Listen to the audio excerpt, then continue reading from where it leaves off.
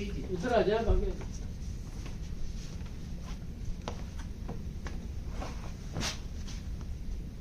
آج ہمارا موضوع ہے مولوی عبدالحق صاحب،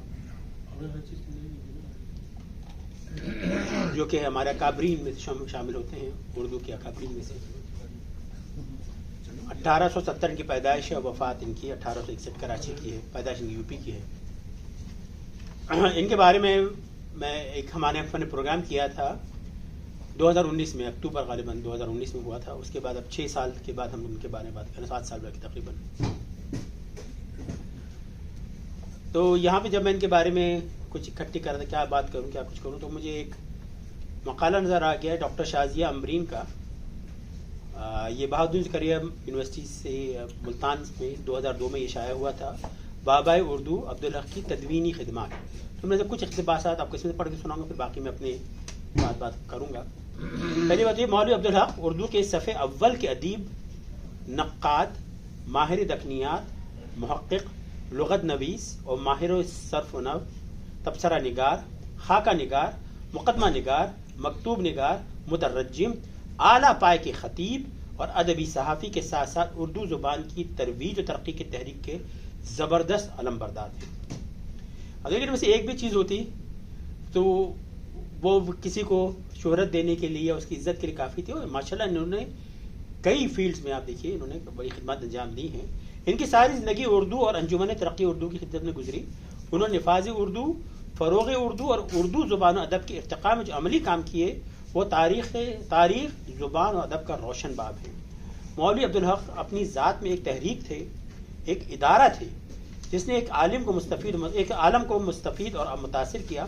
ایسے لوگ ہماری ادبی تاریخ میں کم گزرے ہیں جنہوں نے اتنی یکسوئی، دھن اور لگن سے اردو زبان و ادب کی خدمت کی ہو، اور اپنی عمر کے آخری منزل میں پہنچ کر بھی اتنی مستعد، جوشیلے و انقلابی رہے ہوں جیسا کہ مولوی عبدالحق رہے ہیں.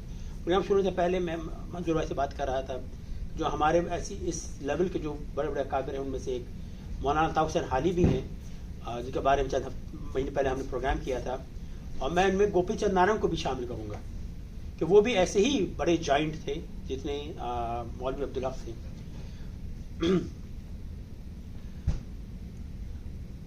وہ نہ صرف اردو زبان کے شہدائی تھے بلکہ ایک عظیم محقق بھی تھے. اردو کے کلاسیکی ادب کی کئی اہم کتابوں کا تعارف پہلی بار اردو کے قلم سے ہوا. ان کا یہ عظیم ادبی کارنامہ ہے کہ انہوں نے دکنی ادب کی تصنیفات دریافت کی اور دکنی ادب کے ایسے بہت سے نثر نگاروں اور شاعروں کو اردو والوں سے روشناس کرایا جن کے نام سے بھی کوئی واقف نہیں تھا، جن کی تصنیفات اردو کا بے سرمایہ ہیں. محمد حسین آزاد نے آب حیات میں ولی دکنی کو اردو کا پہلا شاعر بتایا اور اس کو شاعری کا بوا آدم قرار دیا. لیکن مولوی عبدالحق نے اپنے بے پایا شوق کو تجسس کے سہارے قدیم مخطوطات کی تلاش کر کے اردو ادب کی تاریخی بدل ڈالی اور ولی دکنی کے بجائے اردو شاعری میں اولیت کا سہرا قلی قطب شاہ کے سر باندھا. یہ تو خیر اقتباس تھا، مجھے آپ کو پڑھ رہا تھا. اردو نثر میں ان کا اپنا ایک مقام ہے، اور ابھی دیکھیے کیوں نہ ہو، کیونکہ یہ علی گڑھ کے طالب علم تھے اور یہ سر سید احمد خان سے براہ راست ان کو صحبت حاصل تھی. اس کے علاوہ اور کون، سر سید کے علاوہ الطاف حسین حالی اور شبلی نعمانی. اب دیکھیں کیا کیا ہمارے جو نثر کے ہمارے شہنشاہ ہیں، جو ہماری بنیاد ہیں، ان سب لوگوں نے ان کو متاثر کیا. مولانا سید سلیمان ندوی مرحوم کا ایک آپ کو اقتباس بتاتا ہوں. وہ لکھتے ہیں کہ مولوی عبدالحق نے سادہ نگاری کو ترقی دی، نقد و تبصرے کی نئی راہ نکالی، اردو کی تاریخ کئی سو سال آگے بڑھا دی، اردو کے قواعد کو نئے سرے سے مرتب کیا. اردو لغت، اردو تذکرے، اردو کے پرانے دیوانوں، اردو میں نئے علوم کی عمدہ کتابیں چھپوائیں اور لکھوائیں، اور انجمن ترقی اردو کو ہر حیثیت سے وہ ترقی دی کہ آج وہ ملک کا ایک زندہ ادارہ ہے. یہ سید سلیمان ندوی سے مرحوم فرماتے ہیں. اب ان کا میں بتاتا ہوں کہ میرے پرسنل جو مجھے آج تک میں بینیفٹ کرتا ہوں اور آلموسٹ کہتا ہوں میں ڈیلی کی بنیاد پہ، وہ ان کا لغت کبیر جو انہوں نے مرتب کی تھی اور مطلب کرنا شروع کی تھی، تو اس کو بہت عرصہ لگا تھا. یہ انہوں نے ویسے کئی ڈکشنریاں لکھی، ان میں سے ایک نہ لکھنی تدوین کی، ایک تو ان کی انگلش ٹو اردو بھی ڈکشنری تھی. لیکن 1958 میں جب یہ پاکستان کی حکومت نے فیصلہ کیا کہ بھی ایک ڈکشنری اردو لغت بورڈ بنایا جائے، اور یہ ادارہ مولوی عبدالحق کی کاوشوں کا نتیجہ تھی، اور یہ اس کے پہلے مدیر اعلیٰ تھے. اس کا کام یہ تھا کہ ایک آکسفورڈ انگلش ڈکشنری پہلی ڈکشنری تھی جو کہ تاریخی بنیاد پہ مرتب ہوئی تھی کہ ہر لفظ کی جو ہے سند کیا ہے، پہلی بار کب استعمال ہوا، اور پھر وقت گزرتے گزرتے اس کی حیت کیسے تبدیل ہوئی، اس کے معنی کیسے تبدیل ہوئے. تو انہوں نے کہا کہ بھئی ایسی کوئی کام اردو میں نہیں ہوا اور اردو میں کیا جائے. اس وقت تک صرف انگریزی اور جرمن زبان میں اس طرح کی ڈکشنریز موجود تھی، اردو میں نہیں ہوا. تو آپ سمجھ سکتے ہیں 1958 میں یہ کام شروع ہوا تھا. 1961 میں ان کا انتقال ہو گیا تھا، لیکن انہوں نے جو بنیاد ڈالی تھی وہ آگے بڑھتے رہے، اس میں بڑے بڑے جید لوگ رہے، اور 52 سال کے بعد 2007 میں یہ تقریباً یہ مکمل ہوئی تھی اس کی، اور اس کی 22 جلدیں شائع ہوئی تھیں. یہ عظیم لغت 22 جلدوں پر ہے، اور اس میں 2,64,000 الفاظ شامل ہیں. اس لغت کی وسعت اور ہمگیری کا اندازہ اس بات سے لگایا جا سکتا ہے کہ اس میں صرف ایک لفظ دل اور اس کے متعلقات 112 صفحات پر مزید ہیں. 2019 میں ایک انگریزی فلم تھی، میں نے دیکھی، آپ کو بھی موقع لگے ضرور دیکھیے گا. اس کا نام ہے the professor and the madman. The professor and the madman. I think میں نیٹ فلکس پہ دیکھی تھی میں نے، کہ یہ جو کہ 19ویں صدی میں جب یہ ڈکشنری بنی تھی نا آکسفورڈ کی، کہ اس میں ہر ایک ہسٹوریکل اس کا تھا کہ اس کی کہاں روٹس آتی ہیں، تو اس کے اوپر ہے کہ یہ کس طریقے سے انگریزوں نے یہ ڈکشنری بنائی تھی. اب ہمارے ساتھ ہمارا سفر مختلف تھا، لیکن آپ کو اندازہ ہو جائے گا کہ یہ کتنا مشکل کام ہے. اور پھر انگریزوں کے پاس تو وہ تو دنیا میں حکمرانی کرتے تھے، ان کے پاس تو بہت وسائل تھے، ہمارے پاس تو وسائل کی بھی کمی ہے. 30 اکتوبر 2022 اردو گھر کے ایک نشست ہوئی تھی، ڈاکٹر تنظیم الفردوس تشریف لائی تھی پاکستان سے، انہوں نے زوم پہ جوائن کیا تھا. انہوں نے بھی اردو لغت بورڈ میں اس ڈکشنری پہ کام کیا ہے. اگر آپ کو موقع لگے تو اس کی جا کے ویڈیو دیکھیے، وہ آپ کو بتائیں گے کہ کس طریقے سے اس کے اندر کام ہوا اور کس طریقے سے وہ سند ڈھونڈی گئی کہ بھئی یہ لفظ جو ہے پہلی بار کہاں استعمال ہوا ہے. اب جیسے میں نے بتایا کہ میں روزانہ سے مستفید ہوتا ہوں کہ اس کا آن لائن ورژن موجود ہے، آپ اس کی ایپس موجود ہیں، آپ جا کے کوئی مطلب دیکھ سکتے ہیں اس کے اردو کا، آپ کو بتا دے گا کہ کیا ہے اس کا. پھر ایک اور ان کا جو کارنامہ ہے یا جس سے یہ بہت بڑی پہچان ہے وہ انجمن ترقی اردو ہے. اس کی بنیاد 1903 میں پڑی تھی. 1911 میں عبداللہ صاحب انجمن کے سیکرٹری بھی مقرر تھے. انہوں نے اس پلیٹ فارم سے نہ صرف اردو کی بقا کی جنگ کی بلکہ اس حق میں سیاسی طور پر متحرک رہے. آپ کو پتہ ہے کہ پورا جو 1857 کے بعد جو بھی حالات ہوئے تھے، ایک کشیدگی تھی اور ایک رائیولری ہو گئی تھی اردو اور اینٹائی اردو، پرو اردو اور اینٹائی اردو. تو ہندی نہیں کہوں گا، ہندی تو بعد میں کنکاکٹ کی گئی، ٹھیک ہے نا، لیکن اصل میں تو وہ اردو ہی کا تھا. اس میں تھا کہ تو ناگپور میں اکھل بھارتیہ پریشد کے اجلاس میں گاندھی جی نے کہا کہ اردو مسلمانوں کی زبان ہے، قرآن شریف کے الفاظ میں لکھی جاتی ہے، اسے مسلمان بادشاہوں نے پھیلایا ہے، مسلمان چاہیں تو اس کو رکھیں چاہے نکالیں. تو اس طرح کی ٹینشنز آتی تھیں، اور انہوں نے بڑا 1937 میں کانگریس کے صدر ڈاکٹر راجندر پرساد اور مولوی عبدالحق نے ایک مشترکہ بیان دیا کہ ہندوستان کی قومی زبان ہندوستانی ہوگی. لیکن اس کے بعد کو لوگوں نے مختلف طریقے سے لکھا. جب ہندوستانی نے لکھنے کی کوشش کی گئی تو اردو رسم الخط والے انٹرنیشنل کو بین الاقوامی لکھنے لگے اور ہندی والے انتر راشٹریہ لکھنے لگے، ٹھیک ہے نا. یہ گاندھی جی کے نزدیک ہندوستانی تھی اور اردو جمع ہندی ہندوستانی تھی گاندھی جی کے نزدیک، جبکہ مولوی عبدالحق کا موقف تھا کہ اردو ضرورت کے مطابق ہندی الفاظ کو جذب کرے، زبردستی نہیں، ٹھیک ہے نا. پھر انہوں نے اس انجمن ترقی اردو کو اتنا فروغ دیا کہ انجمن سارے ہندوستان کے لیے اردو کا مرکز بن گئی. عثمانیہ یونیورسٹی جو حیدرآباد میں ہے، اس کے منصوبہ بھی مولوی صاحب نے ہی بنایا تھا. اب کارنامے دیکھیں کیا کیا کارنامے ماشاء اللہ. مطلب جب یہ اردو یونیورسٹی بنی تو اس کے لیے دارالترجمہ قائم کیا، اور جس میں اعلیٰ قابلیت کے مترجم جمع کیے. اس دارالترجمہ نے تمام علوم و فنون کو اردو میں منتقل کر دیا. اب یہاں مجھے جب میں معلوم کر رہا تو مجھے خیال آیا منشی نول کشور کا بھی، وہ بھی ایسے ہی ہمارے تھے، حالانکہ مسلمان میں نہیں تھے، لیکن اردو سے محبت و عقیدت اتنی تھی، انہوں نے پورا ایک ایکو سسٹم بنایا تھا. اس طرح مترجم بھی ہوں گے، وہ ترجمے کریں گے. تو سبحان اللہ، عبدالحق نے وہ کام بھی انہوں نے سر انجام دیا. یہ بہت زبردست ہے. ان کی وفات پر، عبدالحق صاحب کی وفات پر، ڈاکٹر ذاکر حسین جو اس وقت نائب صدر تھے، اس سے پہلے وہ علی گڑھ یونیورسٹی کے وائس چانسلر رہے تھے، اور بعد میں وہ انڈیا کے صدر بھی بنے تھے. اب بہت بہت معتبر نام ہے ذاکر حسین صاحب کا. انہوں نے عبدالحق کے بارے میں کیا کہا تھا؟ اردو زبان ہے جو ہندوستان کے بہت بڑے حصے کی زبان ہے اور سارے ملک کی زبان بننے کی صلاحیت رکھتی ہے. پچھلے 50 برسوں میں جتنی ترقی کی ہے اس میں مولانا عبدالحق صاحب کی کوششوں کو بہت دخل ہے. مولوی صاحب نے نہ صرف اردو کے حال کو استوار بنایا بلکہ اس سے مستقبل کو بھی پائیدار بنانے میں کوئی کسر نہیں اٹھا رکھی. یعنی اردو کی محبت جو ان کے دل میں تھی اس کی لگن دلوں میں لگا دی اور اس کا پیام سارے ہندوستان میں اس سرے سے اس سرے تک پہنچا دیا. آج اردو نہ صرف مشرقی علوم بلکہ مغربی علوم و فنون سے بھی مالا مال ہے، اعلیٰ تعلیم کا ذریعہ ہے اور ایشیا کی ترقی یافتہ زبانوں میں شمار ہوتی ہے اور یوں تحریکوں کا نتیجہ ہے جن کی روح رواں مولوی عبدالحق صاحب کی ذات تھی. ان کے بارے میں آپ کو کافی کتابیں مل جائیں گی، لوگوں نے بہت کچھ لکھا ہے. ایک بہت دلچسپ میں پڑھ رہا تھا، میں نے شامل نہیں کیا اس میں، لیکن میں آپ کو بتا دوں جوش ملی آبادی کا مزاج ہے. جوش ملی آبادی بالکل ہی اور طرح کے انسان تھے لیکن زیادہ اردو کے مستند تھے اور انہوں نے اتنی تعریف لکھی ہے. دیوان اردو کے نام سے ان کا مضمون ہے اور مولوی عبدالحق کی اتنی تعریف لکھی ہے کہ بھائی جنہوں نے خدمات کی ہے اس کو میں نظر انداز نہیں کر سکتا. حالانکہ میرے ذاتی طور پر بہت اختلافات تھے. ہر انسان میں خوبیاں اور اچھائیاں ہوتی ہیں، آپ کا میزان بنائے تو ان کی خوبیاں ان کے برائیوں پہ غالب آ جاتی ہیں. تو نہیں آپ یہ سمجھ سکتے کہ ان کے ایک مخالف بھی کھلے دل سے اعتراف کر رہا ہے کہ جو ان کی خدمات ہیں اور جو ان کی محبت ہے آپ ان کو سر پہ نظر نہیں کر سکتے. اور جب یہ فوت ہوئے کراچی میں تو یہ کوئی مالدار انسان نہیں تھی، ان کے پاس کوئی جائیداد نہیں تھی، کوئی ان کی زمین کوئی پراپرٹی نہیں تھی. اچھا ان کی کچھ شادی کا بڑا کچھ مسٹیریس ہے مسئلہ کہ شادی ہوئی بھی تھی یا نہیں تھی، کچھ زیادہ ہمیں حوالے ملتے نہیں ہیں.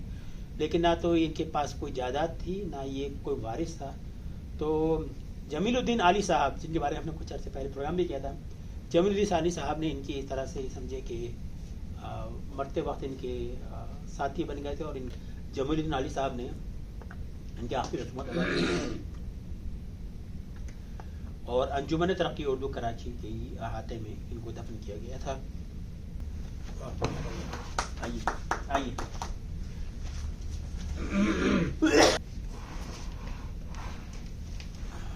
السلام علیکم ورحمۃ اللہ وبرکاتہ. ایسی شخصیت کے بارے میں آپ نے جو تقریباً کا خاکہ کھینچ ہی دیا اور ان کے تمام جو اہم خصوصیات تھیں، جو ان کی اپلبھیاں تھیں، اچیومنٹس، ان کو بیان کر ہی دیا آپ نے. چند واقعات بیان کر دوں جس کو کیونکہ آپ صدارت کر رہے ہیں تو تھوڑا سا مختصر اپنے بارے میں بھی بتا دیں. صدارت نہیں صدارت آپ کر رہے ہیں؟ اچھا سوری چلیں. ہاں نائب سے میرے اپنے بارے میں جی تعارف کرا دیں. او میں میں نیا ہوں. نئے لوگ بھی آئے. اچھا اچھا اچھا.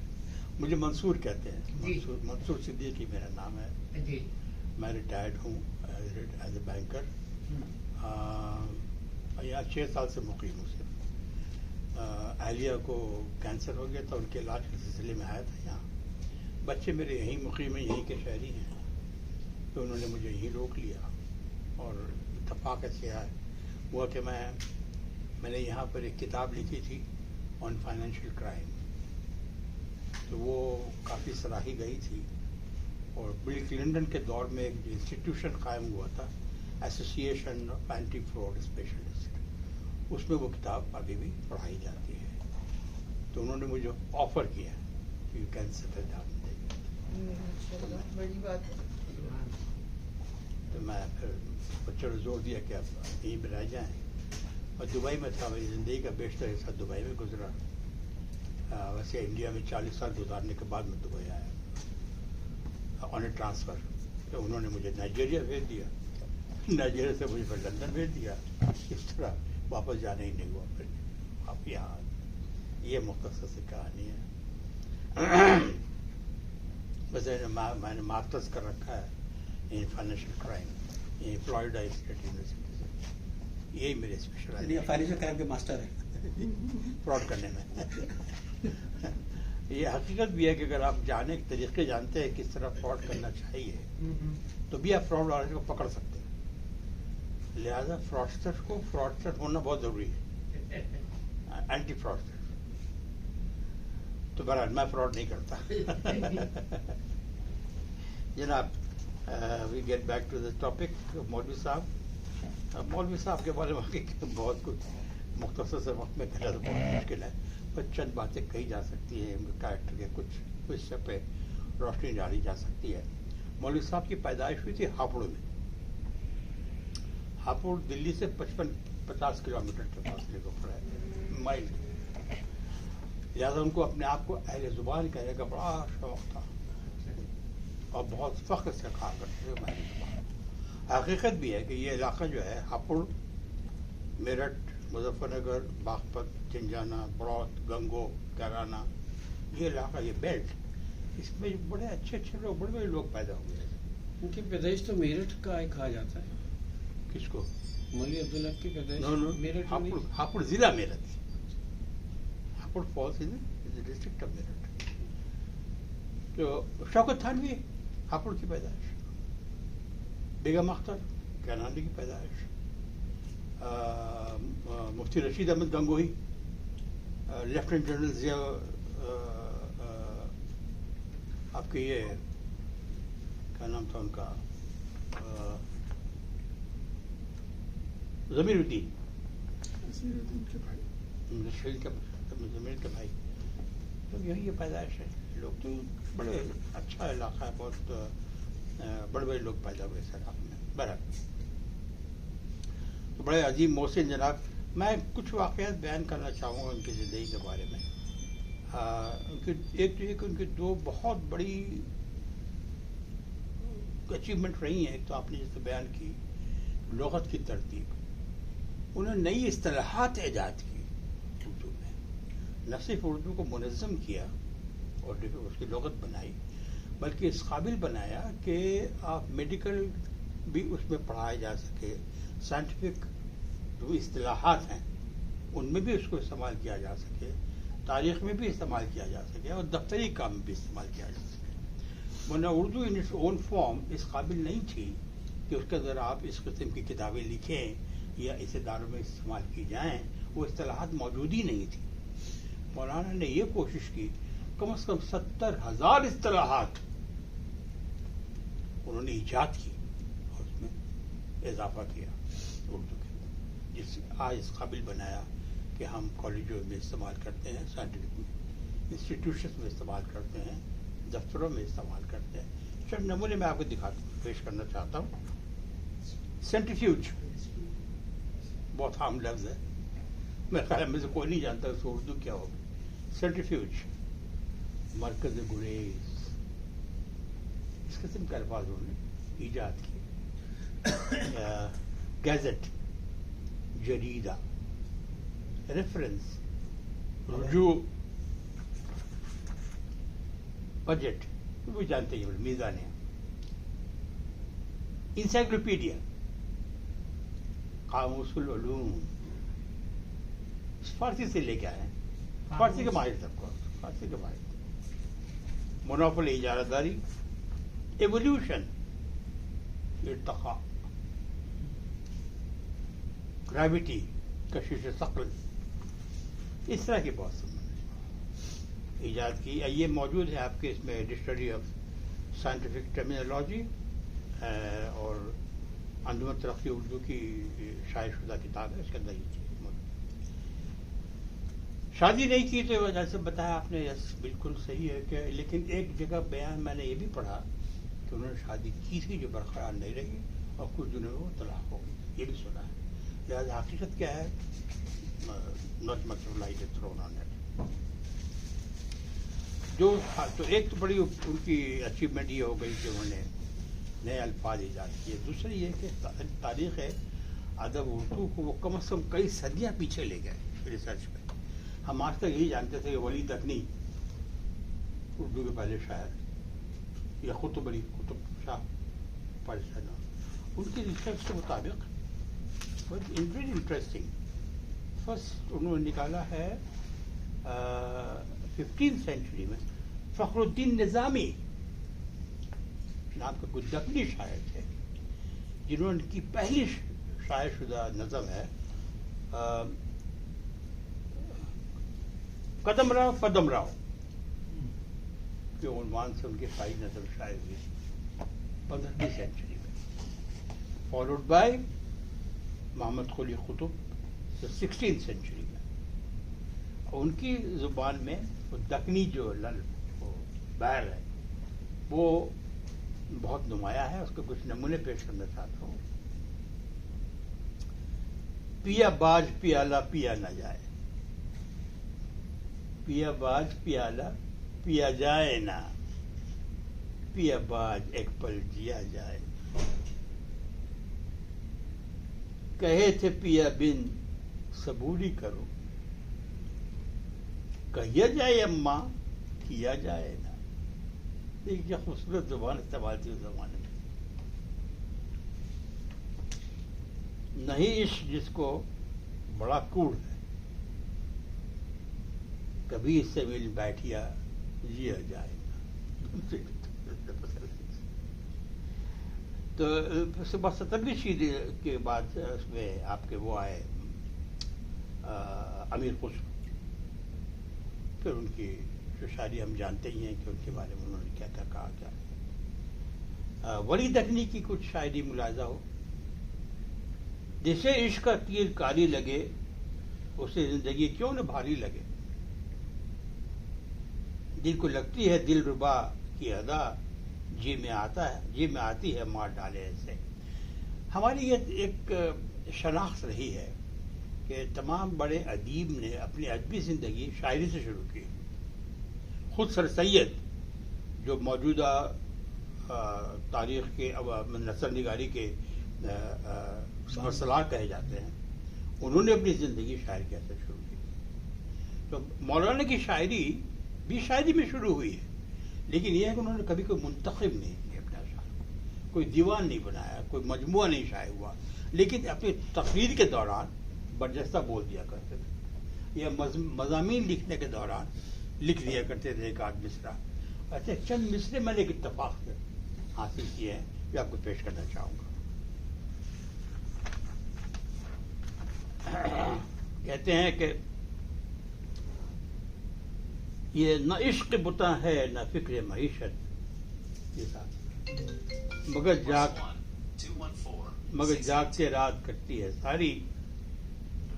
ہوں آلودہ اسیاں سے گو سر بسر میں، مٹا دے گی دھبے میری خاک ساری. نشیب و فراز اس جہاں کی ہے ریتیں، نہ کر اے میری جان دل اپنا بھاری. سزا چاہتا ہوں کہ پنہا ہے جس میں تیری بردباری تیری بے قراری. کہاں تک یہ مخلوق پستی رہے گی، کہاں تک یہ ہو بقا نالزاری. تیرے زہر میں پاپ ہے اور نہ پن ہے، تیرے زہر میں پاپ ہے اور نہ پن ہے اس سے بہتر میری میں گساری.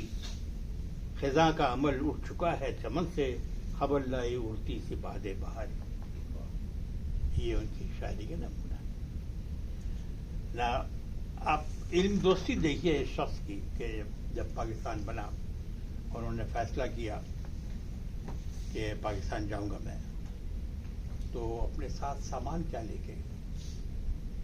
ذاتی سامان کچھ نہیں، صندوق در صندوق پرانے نسخے، اردو کے پرانے کتابیں، نسخے جو شائع نہیں ہوئے تھے، جو انہوں نے ریسرچ کے دوران حاصل کیے تھے، وہ ساتھ لے کے گئے، جس کی وجہ سے آج اردو پائندہ اور تابندہ ہے پاکستان.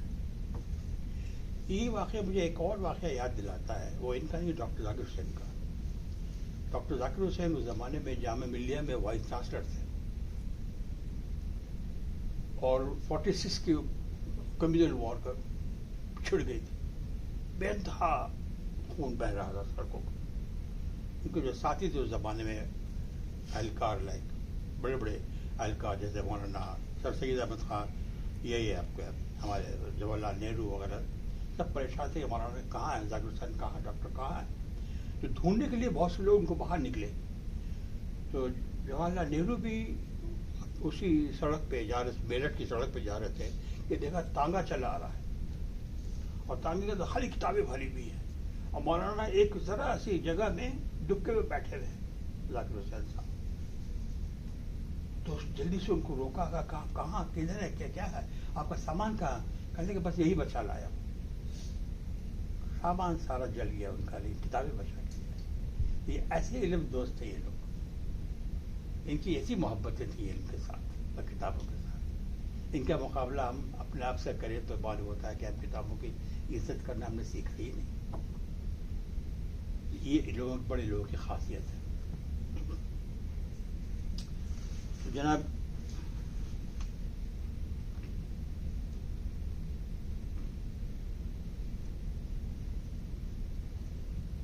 چند واقعات بیان کرنا چاہوں گا کہ ایک بار ایک انگریز نے ان سے پوچھا کہ مولانا آپ اتنا اردو کی حمایت کرتے ہیں، آپ کون سی بڑی بات ہے اردو میں، خاص بات کیا ہے؟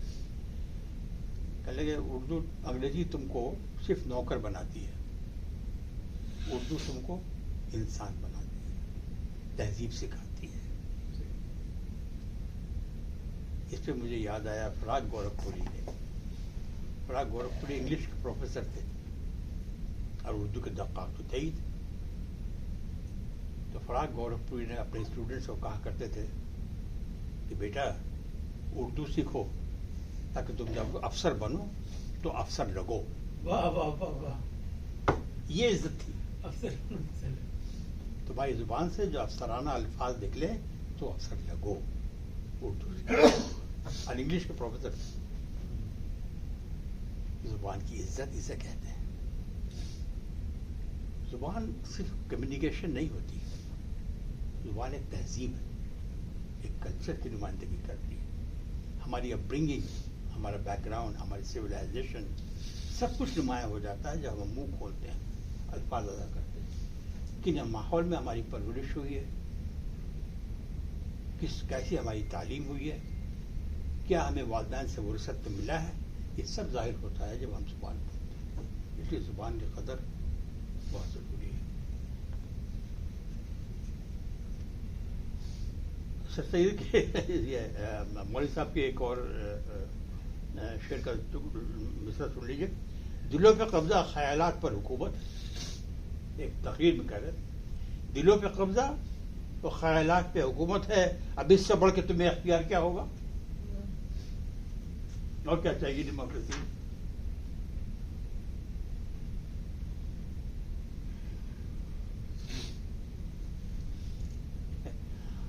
ایک چیز انہوں نے بہت صفائی سے ہمیشہ ایڈوکیٹ کی کہ زبان کا تلفظ اور زیر و زبر اس میں غلطی نہیں ہونی چاہیے. اور اکثر زیر و زبر میں غلطی ہوتی، جو اہل زبان نہیں ان سے تو غلطی ہوگی لازمی، اہل زبان سے نہیں ہوگی. وہ اہل زبان کہلانے کا حقدار ہی نہیں ہے کہ اس سے زیر زبر کی غلطی ہو جائے، وہ کبھی نہیں ہوگی. میں نے اپنی نانی کو سنا، اپنی والدہ کو سنا ہے، کسی اسکول میں نہیں گئی ہوں، کسی والدہ نہیں. ٹکسالی زبان، کتنا ہی غصہ کیوں نہ آ جائے، کتنی ہی کیسی ہی حالت میں کیوں نہ ہو، مجال ہے جو اللہ ادھر سے ادھر ہو جائے. بالکل ٹکسالی زبان. آج بھی آپ علاقے میں جائیے، ہاپوڑ کے علاقے میں آج بھی جائیے آپ تو دیکھیے وہاں کی زبان آپ بھی سیکھنے قابل ہے. وہاں آج بھی جاڑے میں یہ نہیں کہے کوئی سردی ہو رہی ہے مجھے مہین ہوا چل رہی، کھڑی بڑی بولتے نا، مہین ہوا چل رہی، پالنا پڑ رہا، اس قسم کا یہ اہل زبان یہی ڈسٹنگوش کرتا ہے اہل زبان کو اور زبانداں کو. زبانداں میں غلطی ہوگی ہی ہوگی، اہل زبان میں کبھی نہیں.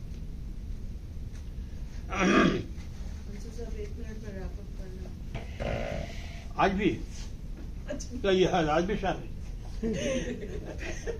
پھر میں لوگوں کو اور نہیں کہہ سکوں گی کہ باتیں تو آپ نے بہت اچھی کہی ہیں، لیکن وقت کا شاید مسئلہ ہوتا ہے. بولنے والا اگر ہے تو میں انشاءاللہ میں ضرور ختم کرتا ہوں. اہم واقعہ نمسکر ہے وہ ضرور پڑھ لیں. تو ایک صاحب نے ہاپوڑ پہ وہی تذکرہ کر دیا تھا، کسی کو دوست کو لے کے گئے کہ کیا اس زمانے میں ہاپوڑ پہ ترقی یافتہ نہیں تھا، اب تو خیر انڈسٹریلائز ہو گیا. اس زمان چھوٹی تنگ گلیاں تھیں، کیچڑ تھا، سب کچھ تھا. تو کہہ رہے تھے صاحب کہ کیا مولانا آپ کہاں رہتے ہیں ایسی گندی جگہ میں؟ मियाँ जोड़ पे कीचड़ पे न जाओ, यहाँ की जुबान पे जाओ, तो बरसों लगेंगे यहाँ सीखने में।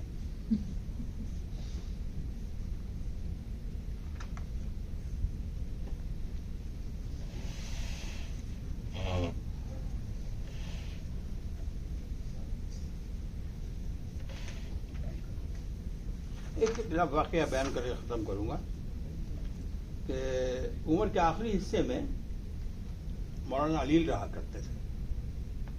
उनको जिन्ना अस्पताल में दाखिल किया गया कराची में, वहाँ कोई इफाका नहीं हुआ तो उनको मली भेज दिया गया कि शायद तब्दीली आब हवा की वजह से उनकी सेहत में कुछ फ़र्क आया, तो वहाँ कुछ नहीं हुआ।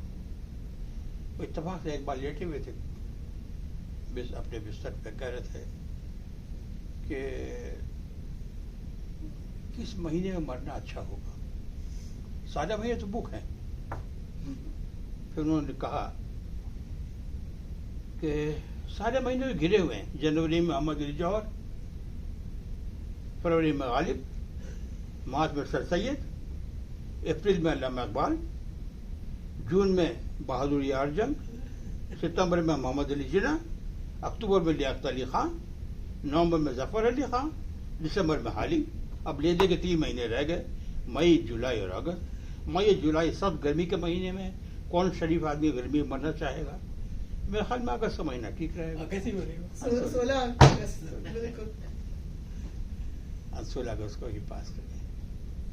अल्लाह उनको जन्नत नसीब करे, अल्लाह उनके रूह को सुकून अता करे।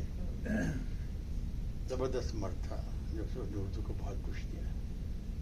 शायद हम इस काबिल नहीं रहे कि हम उनकी विरासत को संभाल सकें, हम संभाल नहीं सकें। बहुत बड़ा मद्रास से एक सवाल करना चाहूँगा। आप अच्छा आखिर विरासत उनकी इतनी रिच है कि हम संभाल नहीं सकें, इस काबिल नहीं कि हम संभाल सकें। काश we have some more brilliant people like him carry on the आलम बरदार उनका। बस 20 मिनट हो गए आपके। शुक्रिया जनाब। आपको नहीं पढ़ना?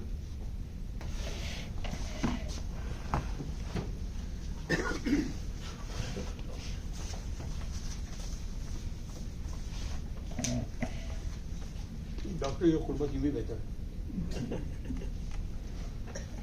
जी अस्सलाम वालेकुम। वालेकुम अस्सलाम व रहमतुल्लाह व बरकातहू। मौलवी अब्दुल हक या डॉक्टर अब्दुल के बारे में अभी हमारे चंद साथी हजरात ने जो बात कही, उसके बाद हमारे पास कोई गुंजाइश नहीं रहती कि मैं मज़ीद बात करूँ। मुख्तसर तारुफ आप लोगों ने करा दिया है। लेकिन सबसे अच्छी बात जो वो थी कि हमारे डॉक्टर मौलवी अब्दुल हक अपनी सारी ज़िंदगी उर्दू के लिए वक्फ कर दिया और कभी भी उन्होंने उर्दू से बाहर नहीं सोचा। मेरी ज़ाती ज़िंदगी में मेरी उनसे मुलाकात रही है बचपन में, क्योंकि मैं बिहार कोनी में रहता था और वो सिविल हॉस्पिटल के साथ उनकी उर्दू कॉलेज थे। मेरे कुछ अजीज़ व क़रीब जो है वो उनके यहाँ काम भी करते थे उनकी लाइब्रेरी में, और मेरी वालदा से उनसे ख़त व किताबत थी और मेरे नानबा से आना जाना था। मैं छोटा था लेकिन होश में था। तो उस ज़माने में जो सबसे बड़ा जो अफसोस की बात ये थी कि जिस तरीके से पाकिस्तान में हमारे किसी शायर किसी अदीब को कभी इज्जत नहीं दी, उनको हमेशा तंग किया, उसी तरीके से बाबा उर्दू हक को भी काफ़ी तंग किया गया और बहुत परेशान थे। मुझे याद है कि हमारे नाना कह रहे थे कि अब बदतमीज़ी की हद हो गई है कि इनकी तस्वीरें लगा करके दीवारों पे नाजायज़ अल्फाज तक लिखे गए। तो इस बात का अलमिया उनको बहुत था, हमारे घर में भी था कि भाई ये बड़ी गलत बात है कि एक काबिल आदमी, एक आलिम आदमी जिसने अपनी ज़िंदगी सारी उर्दू के लिए वक्फ कर दिया, उसके साथ ये सलूक ज़ेब नहीं देता। बहरहाल ये वक्त की बात थी, वक्त का तकाजा था। उर्दू अदब के साथ साथ अगर हम मौलवी अब्दुल हक की बात करें तो बात घूम फिर के उर्दू पे आ जाती है, और ये एक वसी मजमून है जिस पे हम जितना भी बात करें बहुत ही कम है, इसलिए कि वक्त के वक्त खुलते जाएंगे, उर्दू की तारीख सामने आती जाएगी, عبدالحق کی خدمات بھی ساتھ ساتھ آتی جائے گی. ان کا سب سے بڑا کارنامہ جو ہے, جیسا کہ آپ نے کہا کہ ان کی وہ قاموس تھی, اردو ڈکشنری تھی. ان کو بہت زیادہ فکر مسلمان بچوں کی تھی, اور وہ چاہتے تھے کہ مسلمان بچے جو ہے وہ اس قابل ہوں کہ صحیح اردو لکھ سکیں, صحیح اردو پڑھ سکیں, اور صحیح اردو کی خط و کتابت کر سکیں. اس لیے اس سلسلے میں انہوں نے ایک چھوٹی سی 2 جلدوں پہ کتاب لکھی ہے بچوں کے لیے, بچوں کے خطوط کا. اور اس میں انہوں نے بتایا ہے کہ والد کو جب خط لکھتے ہیں تو کیا مخاطب کرتے ہیں, چچا کو خط لکھتے ہیں تو کیا مخاطب کرتے ہیں, بھائی جان کو لکھتے ہیں تو کیا مخاطب کرتے ہیں. جی, تو یہ سب تہذیب سکھائی گئی تھی, چونکہ ان کا یہ کہنا تھا کہ اردو کا کوئی مذہب نہیں ہے, اردو ایک تہذیب ہے, اور یہ تہذیب ہم اس وقت لے کے چلیں گے جب ہم اپنے بچوں سے لے کے آگے بڑھیں گے, اور یہی مستقبل ہیں اور یہی اردو کو سنبھالیں گے. اس لیے ان کے بہت ہی زور تھا کہ کسی طریقے سے آپ بچوں کو اپنے اردو کی طرف راغب کریں, اردو ان کو سکھائیں, اردو کو تعلیم دیں, اور یہی کاوش میں ان کی اپنی زندگی جو ہے وہ ختم ہو گئی. ان کی خاص جو میرے پاس جو ہے اور جو مجھے بہت پسند آئی, ابھی میں پاکستان گیا تھا تو میں نے کسی کی شیلف میں رکھی ہوئی دیکھی, تقریباً 15-20 جلد ہے, اور وہ چونکہ جن موصوف کا تھا ان کا انتقال ہو چکا ہے.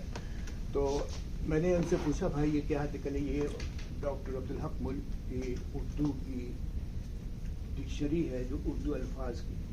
لیکن خوبصورتی اس میں یہ ہے کہ جو لفظ کا انہوں نے تعریف کی ہے, اس کی مثال کے لیے ایک لفظ کی تقریباً 10 جگہ 10 قسم سے مثال دی ہے, اور ہر مثال کے ساتھ انہوں نے شعر بھی دیا اس کے ساتھ, اور اس کے اگر محاورہ تو محاورے کے استعمال بھی بتایا ہے.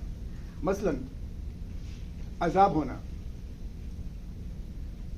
اب اس کا انہوں نے بتایا کہ شعر میں, سینے میں ایک جہنم, آنکھوں میں ایک طوفان, کیا جانتے تھے ہم کو جینا عذاب ہونا. اسی طریقے سے ان کی اور بھی ہے, بہت سارے ہیں, لیکن میں چونکہ آج تو خیر لوگ کم ہیں, اور اسی حساب سے بہت مختصر سا میں لے کے آیا تھا تیار کر کے. ایک جگہ وہ کہتے ہیں کہ جسم سے جان چھوٹے ہے, یہ گوارا ہے, یہ گوارا اے رند, یہ رند کی شاعری سے لیا انہوں نے. پر خیال رخ دلدار نہ دم پھر نہ چھوٹے, یہ انہوں نے لیا ہے دم پر سے, دم کا مثال دیا ہے. پھر وہاں کہتے ہیں ایک جگہ پر کہ یہ مثال ہوا گیا ہے چوڑیوں کے اوپر, اور لہو کو ملا کر استعمال کیا انہوں نے لہو کے اوپر. سب چوڑیاں چوٹ کھا کے ٹوٹی, ہاتھوں سے لہو کی دھاریں چھوٹی. پھر آگے ایک جگہ اور بتاتے ہیں چھوٹنے کے اوپر کہ ٹرین چھوٹنے کی گھنٹی بج گئی, ستم ہوا, نظارہ بازوں کا دور جلد ختم ہوا. تو شاعری میں اور ان کی جو آپ نے اس کی شاعری کی جو انتہا ہے وہ اس کی خوبصورتی ہے, وہ میں یہاں پہ نہیں بیان کرتا تھا کیونکہ آپ نے بیان کر دیا, اور ان کی خدمات کو بھی مختصراً جو آپ نے بیان کیا وہ کافی ہے. یہ صحیح ہے کہ جو ہمارے علم میں ہے کہ ان کی شادی نہیں ہوئی تھی, اور چونکہ ضعیف ہو گئے تھے تو, اور ضعیفی کی وجہ سے ان کے ساتھ ایک معاون لگاتا تھا, تو جو مجھ سے ہو سکتا تھا میں ان کے ساتھ ان کے کاغذ وغیرہ کو ترتیب دیتا تھا, کیونکہ ہمارے نانا کے بھائی وہاں لائبریرین بھی تھے, تو وہ شفقت کے ہاتھ رکھتے تھے ہمارے ساتھ, اور ان کی دعائیں ہمارے ساتھ رہی ہیں, اور انہوں نے ہماری بڑی مدد کی ہے اردو پڑھنے میں, اور اللہ ان کی مغفرت کرے. اور ہمیں چاہیے کہ ان کی دی ہوئی علم سے مستفیض ہوں, اور آگے بھی بڑھیں, اور لوگوں کو بھی بتائیں کہ اردو کیا ہے اور ان کی کیا کوشش تھی. شکریہ بہت بہت. اللہ حافظ.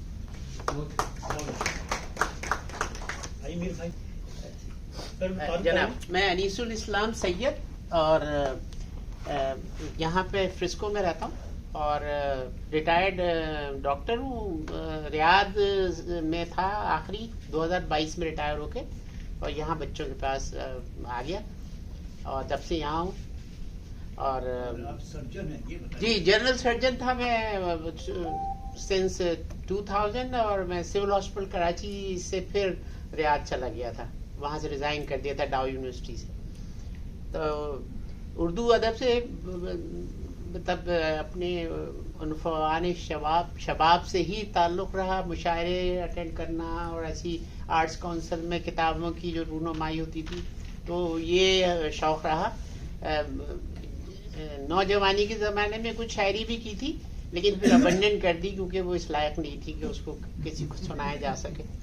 تو لکھا بھی اور کالم بھی لکھے, سب کچھ کیا, لیکن سب وہ میڈیکل کی تعلیم نے اس کو ہضم کر لیا. پھر ادھر چلے آئے, پڑھانے میں لگ گئے میڈیکل کے طلبہ کو.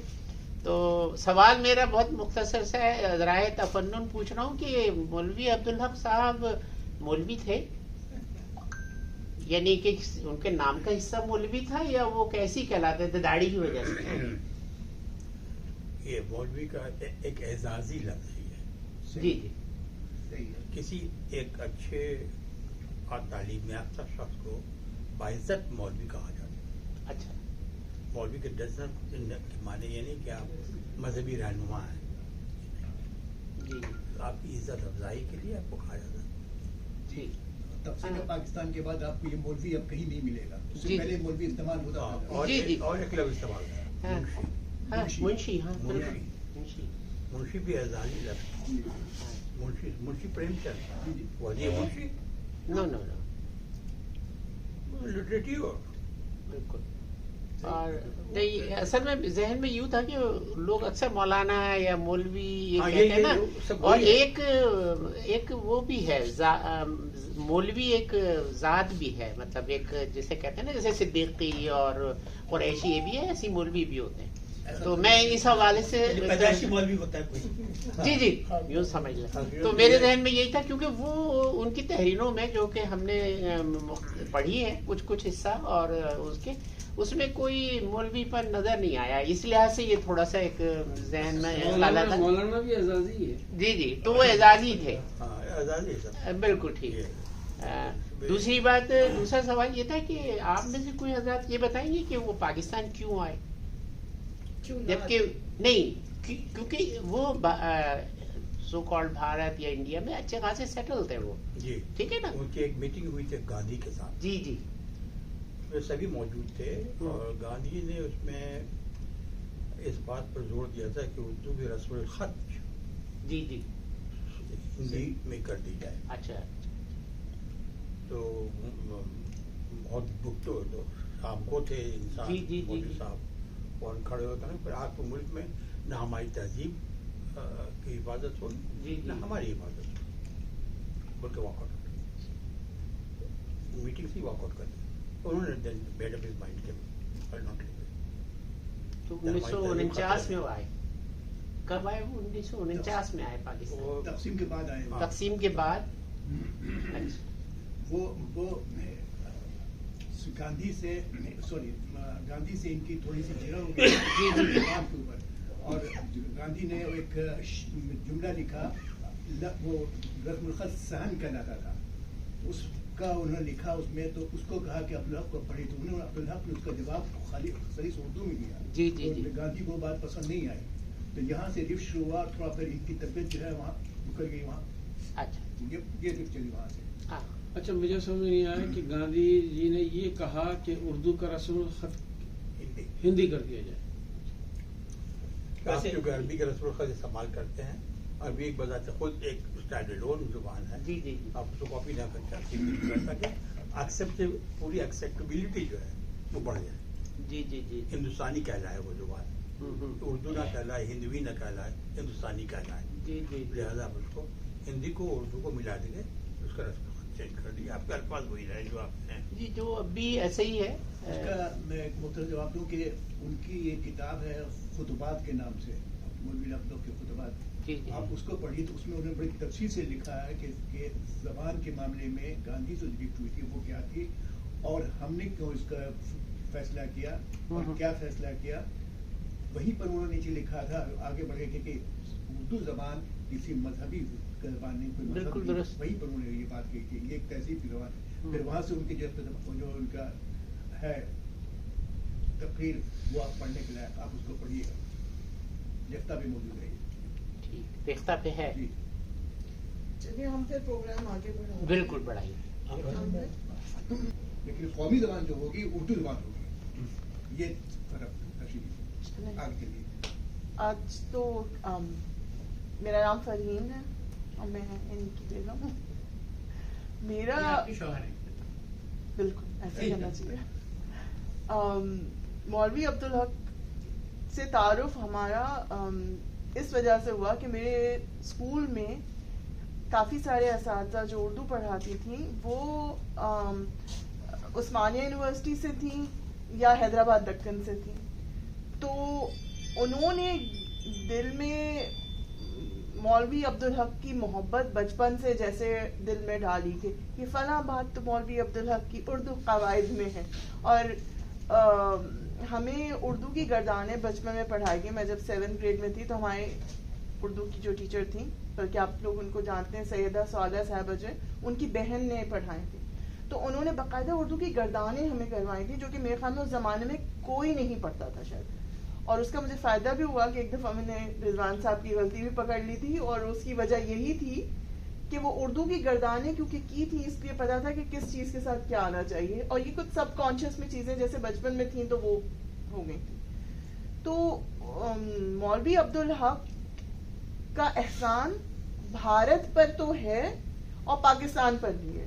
تو دونوں جگہ, ایک جگہ انہوں نے عثمانیہ یونیورسٹی بنائی تھی اور بھارت میں, اور اس میں وہ ہندوستان تھا, اور بعد میں جب وہ کراچی آ گئے تو انہوں نے اردو سائنس کالج, کیونکہ کسی نے ذکر نہیں کیا اس میں کیوں, کراچی میں اردو سائنس کالج بنایا گیا تھا, جہاں پہ جو منصور صاحب نے کہا کہ سائنس کی اصطلاحات انہوں نے اردو میں اس یعنی الفاظ دیے ان کو, اور اب وہ یونیورسٹی بن گئی وفاقی اردو یونیورسٹی, اور اسی کے احاطے میں غالباً ان کو ان کی تدفین کی گئی تھی. بہرحال بہت احسانات ہیں مولوی عبدالحق کے, اور کبھی کبھی ریختہ پہ کیونکہ ان کی کتابیں موجود ہیں تو اگر موقع لگے تو آپ ضرور دیکھیں. ایک دفعہ ایسے ہی میں کچھ ورق گردانی کر رہی تھی تو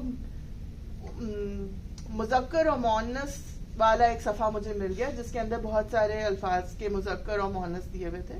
تو اس میں جو سب سے انٹرسٹنگ جو میرے لیے تھا, جو سرپرائزنگ بھی تھا اور جو ابھی استعمال نہیں ہوتا آج کل, وہ تھا شاعر کی مؤنث شاعرنی, اور انہوں نے اس کو شاعرہ نہیں کہا, شاعرنی کہا, اور انہوں نے اس کے اندر جو اس یعنی جیسے انہوں نے ایک ساتھ ایک ساتھ انہوں نے جمع کیے تھے ایک طرح کے الفاظ, تو اس میں انہوں نے شعر کی جمع شعرنی اور شاعر کی جمع شاعر کی مؤنث شاعرنی, شعر کی مؤنث شعرنی اور شاعر کی مؤنث شاعرنی. تو وہ کافی انٹرسٹنگ اس طرح کی, یعنی اگر کبھی آپ ورق گردانی کریں تو جو اس میں انہوں نے جو الفاظ دیے ہیں وہ کافی آپ کو پڑھ کے مزہ بھی آئے گا, معلومات میں بھی اضافہ ہوگا.